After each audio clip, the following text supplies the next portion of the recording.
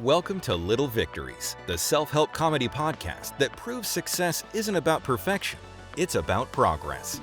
Hosted by fast-talking firecracker Richie DeFrisco and the ever-sly Pat the Cat Murray with the Pat Facts. This is Little Victories. And welcome back to Little Victories Podcast. I'm your host, Richie Rich. Co-host Pat the Cat. Co-host, Pat the Cat with the Pat Facts. Today, we're honored to have a guest. Before I get into that, this is our Season 2. Season 2, Episode 1. Season 2, Episode New 1. Year. Technically, it's Episode 15. Honored to have a guest today. Literally fortunate to have him. Been trying to get him onto the show. He's always in competition. He's legit. He's a significant person in the world of personal training, health, and fitness. This is not just a regular personal trainer. This person is special. This person has competed for powerlifting, I believe powerlifting, strongman, and now is now in a new world of sumo wrestling, of all things. But he'll explain more. And without further ado, we would like to have a warm round of applause for the one and only Josh Ortiz. Josh. Dive on in. Hey, I really appreciate you, Richie. Thank you so much. You too, Pat. Thank you for having me. I legitimately, this is a person that is a life-changing person. People in this world, this is a gentleman that takes you to the next level, helps you break the ceiling. This is not just and this is no disrespect to you working with someone that's helping you achieve your goals. It just so happens that many years ago I found a place. It's called Mount Vernon Barbell. I want to give a shout out to Troy and the organization for Mount Vernon Barbell. This is not a regular place. If you took probably 50 of the strongest people in the country, I can guarantee 25 of them come from Mount Vernon Barbell. I don't even think that's debatable. I'd really give a shout out to a previous guest we have. We love you to death, Samantha Margie. Let's give a round. Samantha. And this is another person from that organization. And this is a place where special people, and I don't even say it's in the world of health, it's athletes. You're dealing with legitimate athletes. Josh is someone that it's almost like I don't even know how to explain it. Well, let Josh explain it then. So this gentleman his life revolves around this. I don't know for how long. When did this all start? Oh my God, this is like I was actually pretty late to the fitness game. I didn't really start until maybe like 23, 24 when I first had my first front desk job at Planet Fitness. And then I wanted to be. I couldn't afford a trainer at the time. I was young. I just got out of I was still going to John Jay College at the time, and I was just a college student in the city. And I was like, what's the best way to be a trainer? Well, I learned how to become one, so I just became a trainer, and I started working for them. And that's that was like I was their number one ranked trainer. Was on the Fox News Fat to Fit contest on Don Imus in the morning, and I won the contest, and that kind of like set the tone for me to start like really hammering down like how much I want to help people in fitness and for myself, because I was I was overweight and stuff like that. No, that's awesome, and I think I know it. After a certain point, you stop saying Happy New Year, but it is January 31st of 2026. Yeah. And what is the most common New Year's resolution? I'm going to get in shape. Yeah. I'm going to go to the gym. Yeah. I'm going to lose the weight. I shared, and Richie mentioned on Samantha's episode, right? Technically, I'm class 2 obese. And, when you mentioned, just starting in your mid-20s, right? Samantha was a person who started when she was in high school. Yeah. You started a little bit later. Yeah. Gives me a little bit of hope. Yeah. I'm 28 and haven't really ever stepped foot in a legit gym. Yeah. I mean, I do the whole calisthenics thing, stretching and all that. Yeah. But in terms of then becoming a personal trainer, how did you see the kind of the change in yourself and then even the people that you mentor? Yeah. I think a lot of it comes to, again, like my approach even in training in itself is more, again, about like steady progressions, right? Like a lot of people, they want to just dump everything on you. Like, this is what you got to eat. This is what you got to drink. And most people just never adhere to that whatsoever. So I always like, again, like if I'm, even for myself, I was like, all right, if back when I first started, I was all enamored by like the pumping iron videos and Ronnie Coleman, Jay Cutler, Dorian Yates, all like the mass monsters. So I actually like try to like become a giant like bodybuilder style power builder, and just lifting heavy weights and pushing it. So to get there, you can't just eat 7 meals out of nowhere, right? So like first it was like, let me try 3 in a snack, and then eventually I turned that snack into another meal. Then it was 4 in a snack, and then slowly progressed. So every week I was trying to like follow that, and even with my training program, just monitoring it. And I think record keeping for a lot of like newbies are really, really is going to be a cornerstone to monitoring your progress. A lot of people think about what they want to do or what they are doing, and then they forget it at some point, and then they lose track. So I really think at least some mild record keep would definitely help. But for me, with the people that I work with, I think those are the keystones that are going to help them out. The biggest thing. I think I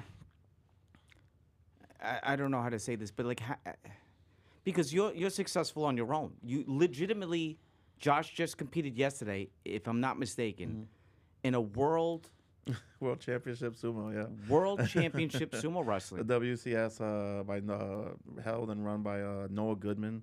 He got 12 of some of the best American sumo wrestlers from around, even from the world, right? That's not even true. Like, it's around the world. We have the world champion Georgian that came in, 2 of them, Lasha and Badri. Dominus, who came 3rd in the world tournament in Thailand. He won yesterday's tournament. Congratulations to Dominus. And then, I fought out there today in my new venture of sumo wrestling. Why sumo? Because you just get bored. No, I think it all started because one time, so I'm a big fan of Japanese culture. I'm an anime nerd. I love all that stuff. So one day, me and my sister, I said, "Hey, let's go to New Jersey. They're having a sumo tournament." We were excited. We watched it. It was a sold-out arena at the Prudential Center, and I had a blast. I just thought, not to discredit any of these athletes, but I was like, I can, I'm a strength athlete at the time. I was doing strongman. I'm lifting cars, picking up boulders. I even won the Viking summer solstice competition in Brooklyn. So like I was like, I think I can do this, was what I thought to myself. And I was like, the hardest part is just finding who and where to go. And then, thankfully, like the Gyoji or the referee for the tournaments, Oscar Dolan, was advertised on in the arena. I checked his Instagram, and they had like come in for like a tryout, and I never left since. And that was like 2 years ago. So then your fitness journey, I think, is unique compared to just anyone who just wants to, go into the gym and maybe get to whatever desired weight or figure, physique, or things like that. My question for you, though, as a trainer, and then now being someone who you receive training for sumo, correct? Mm-hmm. How do you see like the parallels between how you would guide someone and how they're guiding you now for this purpose? That's good. I think when it comes to the same steps, right? There's a little bit of hand holding in the beginning, right? The growing pains. Like when I first did the sumo stomps, like the Shiko, I was walking like a cowboy for like a week. My thighs, my groin, like I was just so sore. And I think just going through those types of, that nurturing. I had shout out to Dan the Mountain on Instagram. He's the coach for the club.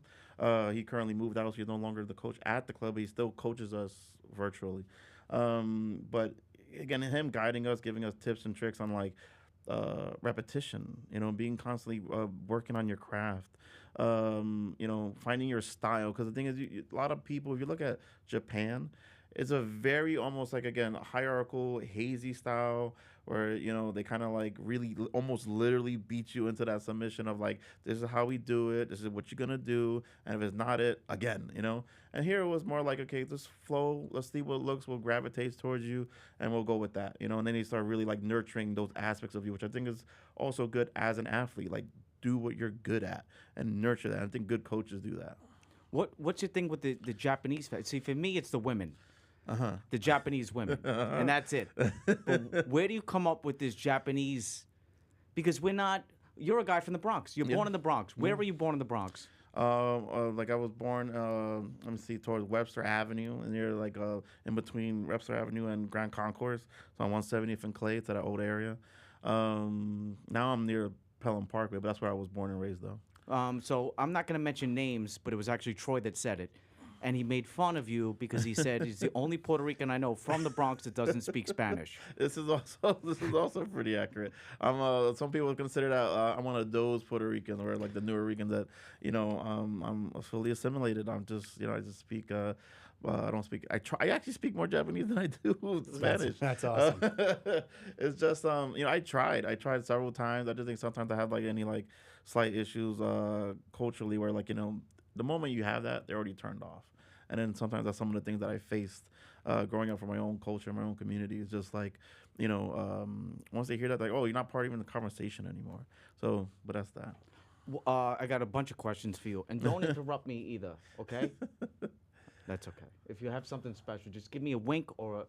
I'm just kidding. As soon as you start talking next, I'm just going to interrupt. Oh, thank you. That's what's going to happen. I love him. So one question for me is important is that this is your life. Yeah. The guests that we have on the show are they're obsessed and they're passionate. Yeah. I want to give a shout out to Tats Crew, Bio Nicer. We're indebted to you guys, Valerie, etc. We have amazing people here. Yeah. This is your world. Yeah. This is not, I got to go train these people today. The biggest victory, something that means a lot to you. What I keep thinking in my mind is the people. So one of my sayings is that the greatest value of our lives is how we affect other people's lives. 100%. You're changing lives, but with there's specific cases where it's like, wow, like people reach out to you and say, Josh, I can't thank you enough for what you did for my life. Anything that comes to mind, specific people, you don't have to mention names. There's But a bunch. I mean, like my ultimate favorite thing that I talk about a lot is what I call like your quality of life. So there's people go on with all types of aches and pains like daily, right? And if I have a client that has like arthritis in the knee and they tell me they can go out, they just realize, oh, I can climb a flight of stairs with not even holding on to the rail anymore or having pain, that makes my day. Like that's what like some of the stuff that I really like love to help people out because that's like life changing. They have no pain no more. I had people that they struggle when they get into because they have their hip replacement or on the verge of a hip replacement. They can't even step into their car without pain. Like they're literally in agony. And then just to remove that from someone and help them and guide them and like just mentor them into doing that and let them fly on their own, like that's like, I think for any trainer, that's like the best feeling ever. So how have you learned over the years kind of who needs what and how to kind of, because what I'm getting from you is that you're able to tailor an experience for a person depending on what their needs are. How did you start to kind of like accumulate that knowledge and then study? apply Like, it? I mean, like literally like not even where we're just courses or class, like self-study. Like I have like a tomes of just, like even right now in the book I'm reading, like Built from Broken. It's just like how to help like put people through these levels of progression to have better movement patterns or to better modalities for recovery. Like how would you heal a torn, or not heal, but like how to help treat a torn labrum or your get the muscles in your hips moving better to support you better. Like those are just the things I would tell like anything. Like just get out there and start reading. The data's out there, the information's out there. You just gotta put in the work, and it's more available out there more than ever. The hardest part is finding these credible sources to get it, not just some Instagram or YouTube guy or whatever. I think like get some like really really hard verifiable books to really help you out. Because when I see people from that knowledge, like I can see from someone's gait, like how they even walking, how their posture, some of the issues they might even already be having. And as you're in the game, you start to realize that more and more, like those commonalities amongst other individuals when they're like like I can see someone like, hey, did you ever get checked out for scoliosis? Like, no, why? You should probably go check out your doctor. And then they're like, lo and behold, they have some varying degree because you can see it, the little shifts, even how they function, how the shoulder blade and the wings move. So experience, you're just gonna build that up as a trainer, like just meeting people and making it. But the number one thing is read, man, like study, like or get mentorship. Same thing, there's nothing. There's also a treasure trove of information in that. you kind of just led me into my next question. Thank you. Is that we're in a new world now. Yeah. It is what it is. It's probably not going to go the other way it was when I was a kid before cell phones. Yeah. And you see a lot that's out there. Of course. And there's people that, I don't know if I'm being petty about this, but I get frustrated, and I know I'm not alone because I have conversations with people all the time. But it's like, we're over it. where there's a tripod every 5 feet, and you have to walk around like an obstacle Oh, course to man, get yeah. around tripods. Yeah. But like, it's almost like they're recording every rep on a lat pull down. It's not a PR. It's not. It's just record and then tell everybody that you're a subject matter expert. With the information that's out there, it's an abundance. There's going to be a lot of bad information that's out there. Of course, yeah. I think a lot of that is like the good and bad with social media, right? Like how we have some guy that thinks that their way is gonna be the best, and it's probably dog shit. We don't know. But the thing I would say is like there's a lot of beauty in that landmine field of tripods. But because again, I think if those existed, they would have been around in the Arnold era. They would have been everywhere. We just didn't have them because those same people would have recorded every damn set. I know Arnold Schwarzenegger would have been out there just getting. You see all his posting every day on a story, flexing in his thong. So it would have been there. But to go back, what was you saying about? So like within the abundance of information, obviously some's going to be good. Yeah. And then there's going to be people that claim they know and that they don't know. What is some of the worst things, information that you've heard people try to promote, and you're like, that is not accurate? Yeah, I think some people are fighting on whether high value is like junk volume for you versus low reps, high weight, high reps, low weight. They're still battling out. We're still having separation of powerlifters, crossfitters, bodybuilders. There's tension for some reason because they're just doing different things. But if I would say, what's the number one thing? I thought I can't. I'm drawing a blank at the moment.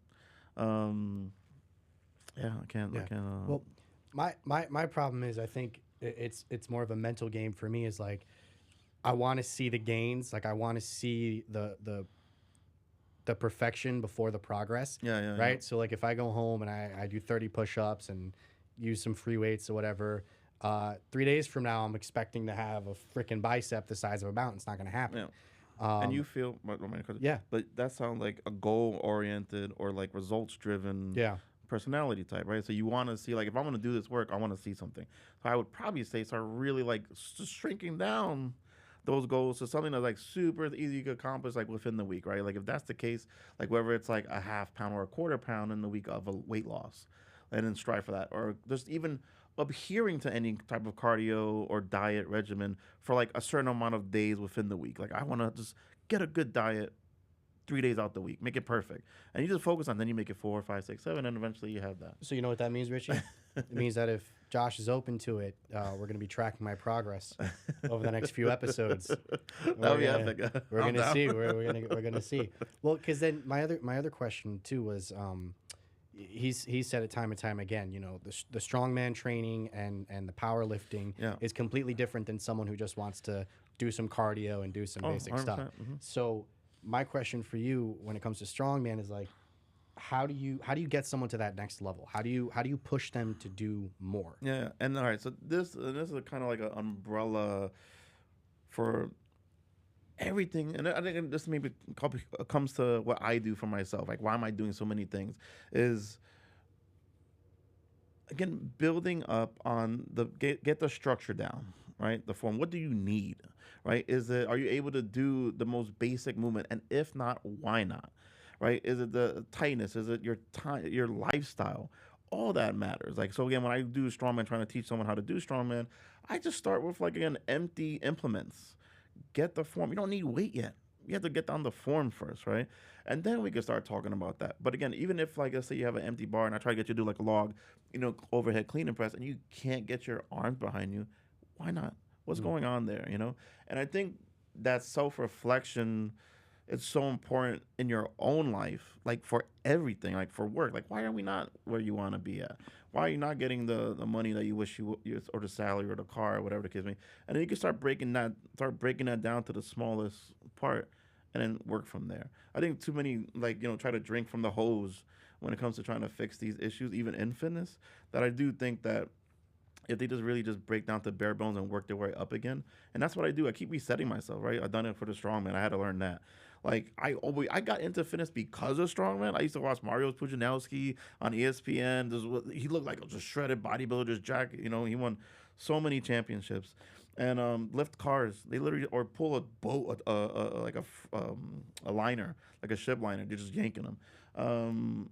But I would really think that when you start something new, really give yourself the grace to be patient enough to see the results of the fruits of your labor there, because people want to jump. Like even today, I had to speak to a kid. This kid had like an insane amount of weight on the bar, like 380 pounds. Yeah. And granted, he was able to lift it, but the form was really bad.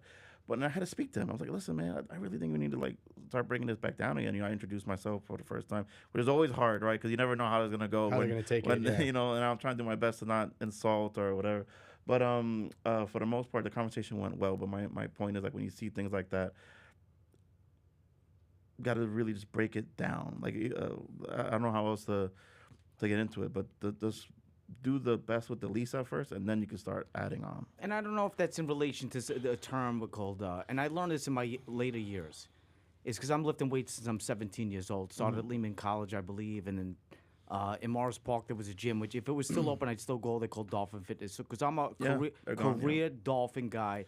And that's where I met my family. And some of the Dolphin guys, when our gym closed, came up to Mount Vernon. And they're the best guys in the world. I love to see them because I feel like this is my family. Yeah. And they always will be. And I miss the gym to death. But thank God for Troy and Mount Vernon. Yeah. Because, and I want to give one more shout out to Troy, because I love this man to death. I've already That's 3 shout-outs to Troy.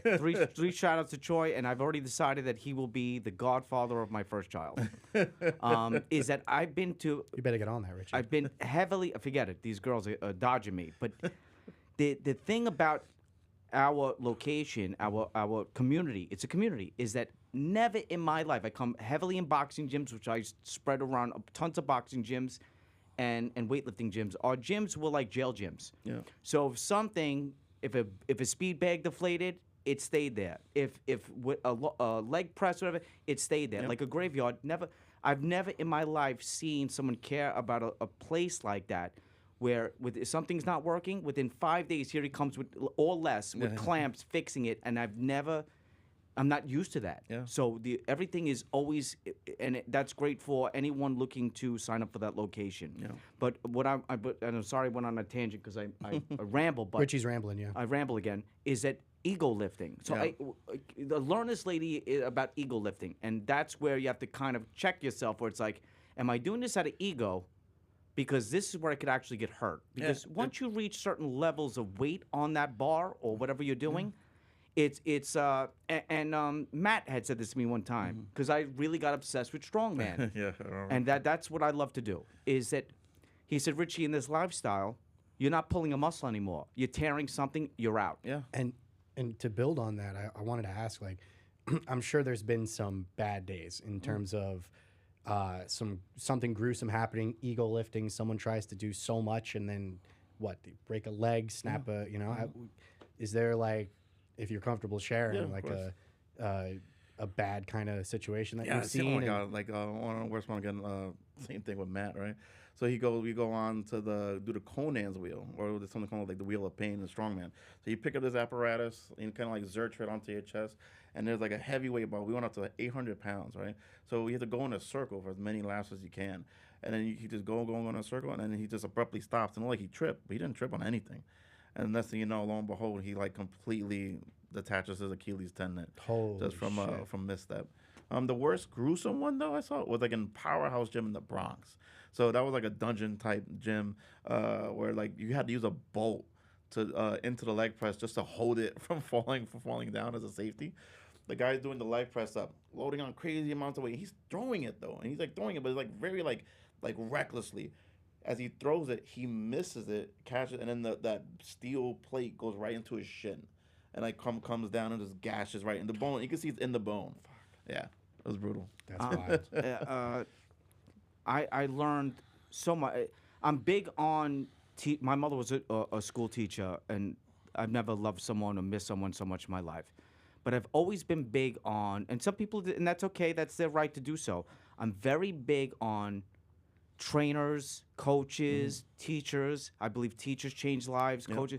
And I'm always indebted to these people for what they did. I want to give a shout out to Louis Rosado, who I can't find, that taught me how to box and throw that's when I learned how to box. I want to give a shout out to all the teachers that changed my life, coaches, trainers, because Shout out to Mario Luna. I haven't mentioned this before, but I used to do martial arts, and Mario Luna was my my sensei for years as a kid. He's actually one of my motivations when it comes to doing anything physical or challenging. So, Mario, if you're still out there, thank you. When's the last time you did karate? Exactly. 15 years? That was my point. But But on that, right? Yeah. There's never too late, right? Yeah. And I think that's the thing that even though you may not be able to be the spring chicken that we once were, and that's one of the things I want to show in what I do, right? Because I'm 39 and I'm, in most sports, it's considered way past their prime, depending on what you're looking at. But I feel like, especially like in combat sports, you actually see like a little trend as they're especially getting a little older now because getting more experience. They will have better training. It's not the hard, gruesome, let's spar like hardcore like all the time because that will just wreck you. So I think we're getting smarter in our training styles. But I just want to say it for anyone listening that if you really, really want to, there's so much you can do that that's in your capabilities. Like, when someone says like, oh, like you're not gonna be like, sumo wrestling at this age or strongman at this age or whatever. It's like you can do it if you plan it. If you plan it, really want, if you want to get back into martial arts or whatever, like those are things you can literally set yourself up for. But the thing is, your focus has to be that much sharper as you get older. That's true. Because there's less room for failure. There's less room because, again, you're not going to recover as much. So you can't have, like, the night drinking out anymore, like you're trying to be healthy. Or you can't be eating, a really crazy, insane breakfast just because, you have to, like, really, like, zone in. Like, if you want it that bad, you're an adult. You can start breaking down the things you want. It's tough. It's not easy. Not at all easy, but that's the battle we have to fight. But a lot of people don't want to have that battle. And yeah, I mean that's what my sensei used to say. Even like you want to be committed and disciplined, but if you're sick one day, you're sick. Don't go in and spar and fight and deal with these weapons and things and get yourself hurt because you just think that it has to be day after day after day. And I'm glad we kind of circled back around because when it comes to sumo. I was doing some of my research, some of my Pat facts, right? 2,000 years old. Yeah. Yeah, it's an ancient art. And you have dreams of being a yokozuna?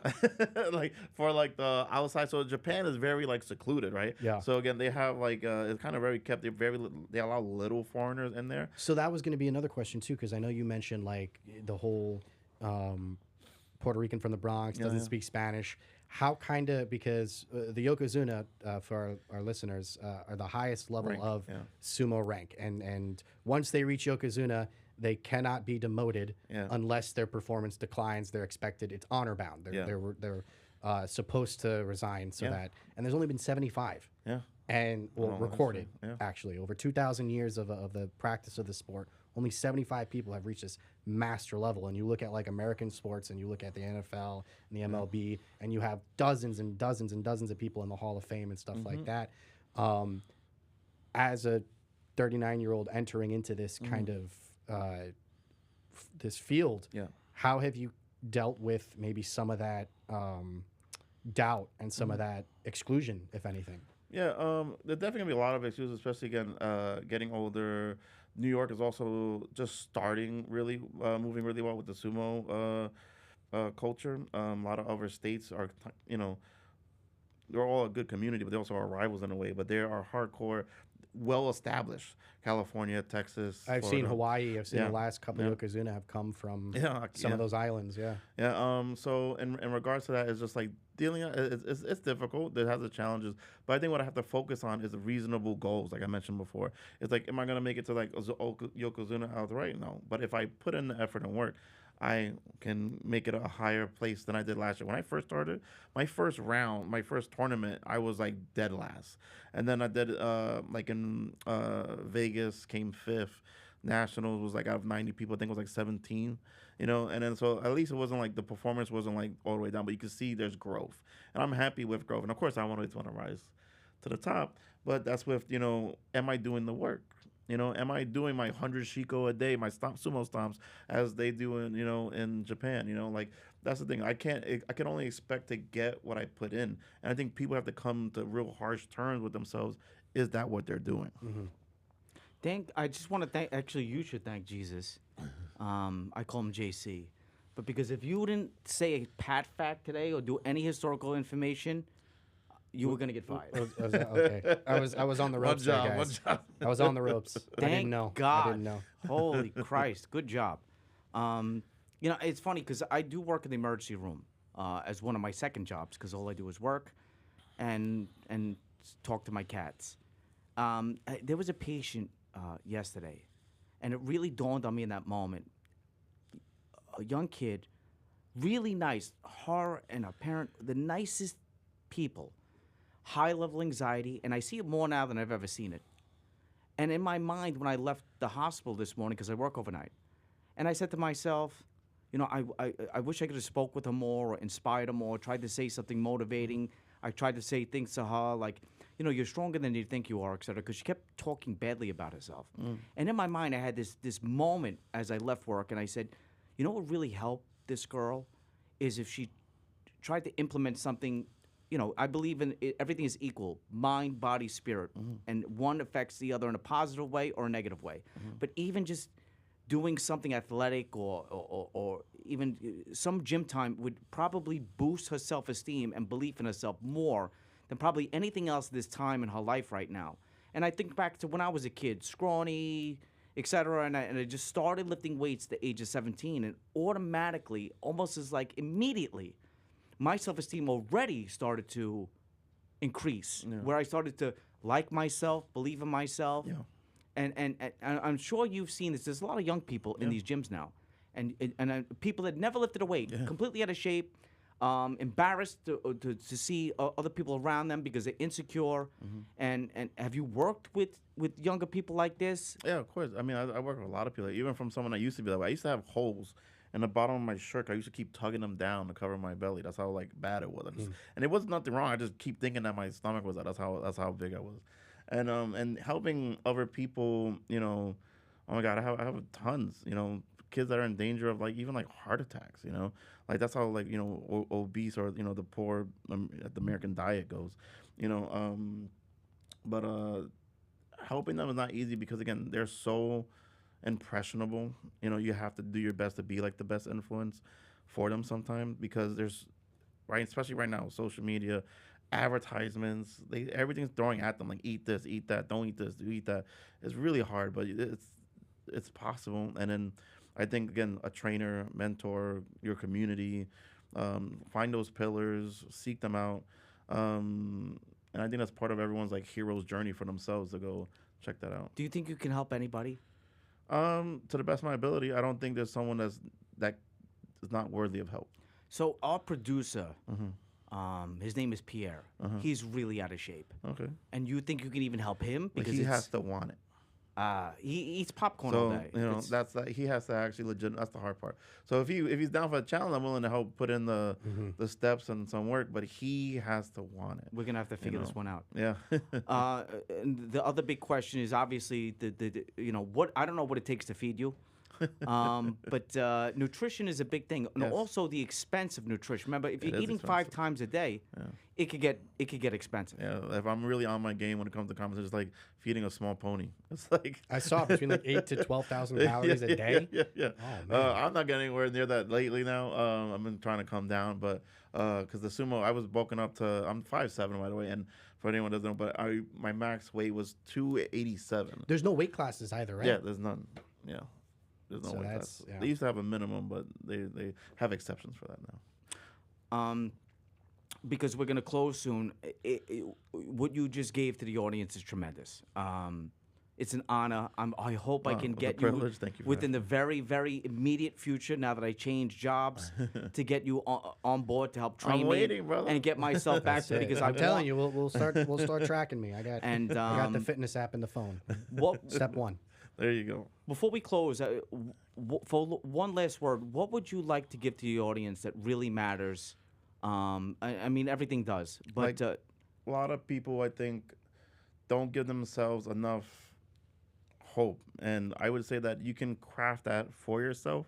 I honestly think that if you really want something, you have to ask yourself, if you really, really want something, how can you start breaking your life down to move towards that. We all have a lot of stuff. I have like a 4-year-old. I have, I'm working on businesses, my own businesses. I have like literally almost like 3 jobs right now. And it's like I still can try to get that for myself within reason. So give yourself reasonable goals. You can do, if you really want to focus on something that's really difficult, just focus on that. You can do that. If you want to be a sumo wrestler, you can. If you want to be a bodybuilder, you can. I have clients that are like and out the age of like in their 50s, still going to compete and winning in competitions.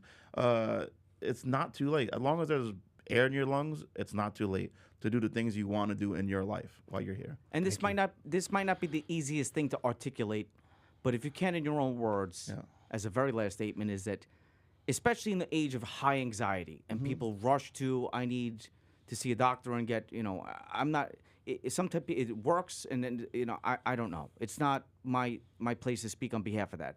But people tend to, especially as younger kids, and I know for myself, I was always that way.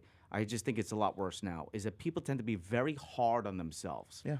Is there anything you can say on behalf of that for people not to be so hard on themselves? Oof. There's so much in that one.